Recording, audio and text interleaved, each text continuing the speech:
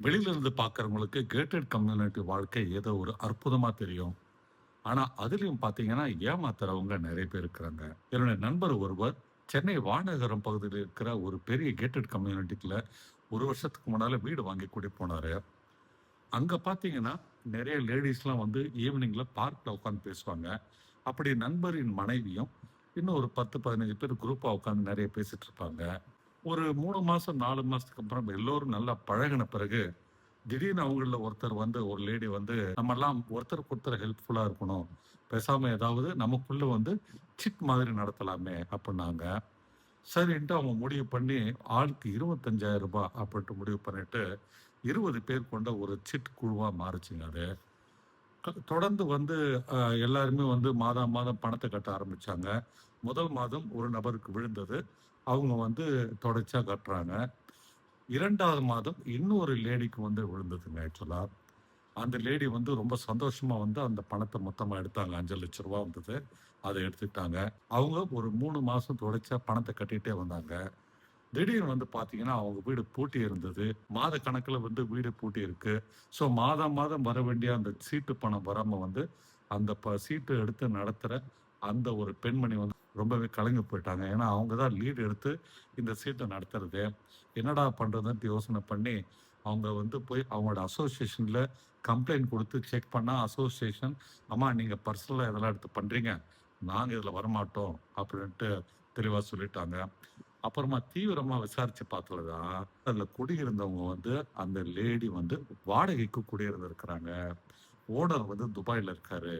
வாடகைக்கு குடியிருந்த அந்த லேடி தான் ஏதோ தான் அந்த சொந்த வீட்ல இருந்த மாதிரியே வந்து மத்தவங்ககிட்டயும் வந்து ஒரு பிஹேவியர் பண்ணி, அவங்க எல்லாரையும் கன்வின்ஸ் பண்ணி 2வது விழுந்த சீட்டு பணத்த எடுத்துட்டு ரூ. 5,00,000 இருந்தது இல்லையா?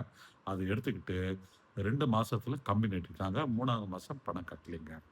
ஸோ இது வீட்டு ஓனருக்கு வந்து அவங்க தேடி புடிச்சு அதுக்கப்புறம் வந்து கம்ப்ளைண்ட் பண்ணா, ஓனர் வந்து அந்த லேடியோடைய புது அட்ரஸ குடுத்தாரு. இங்க தான் போயிருக்காங்கன்ட்டு. பார்த்தீங்கன்னா, அந்த அட்ரஸ்ல வந்து அந்த மாரி யாருமே இல்ல. பிளஸ் அந்த லேடியுடைய ஃபோன் நம்பர் யார் எடுத்துட்டு ஓடுனாங்களோ, அவங்களோட ஃபோன் நம்பர் வந்து கன்டினியூஸா ஸ்விட்ச் ஆஃப்ல இருக்குங்க. அவங்கள வந்து ட்ராக் பண்ணவும் முடியல. அபார்ட்மெண்ட் வாழ்க்கையில கூட இப்படியெல்லாம் ஏமாத்துறவங்க நம்ம நாட்ல இருக்கதாங்க செய்றாங்க. நீங்க ஒரு அபார்ட்மெண்ட்ல இருக்கிறீங்கன்னா, எல்லாரும் ஜஸ்ட் அப்படியே ஓப்பனா நம்பிடாதீங்க. உடனே வந்து பணத்த தூக்கி குடுத்துறாதீங்க. இப்படிதான் இன்னொருத்தர் வந்து என்னோட ஃப்ரெண்ட் ஒருத்தர் ஏமாந்தாரு.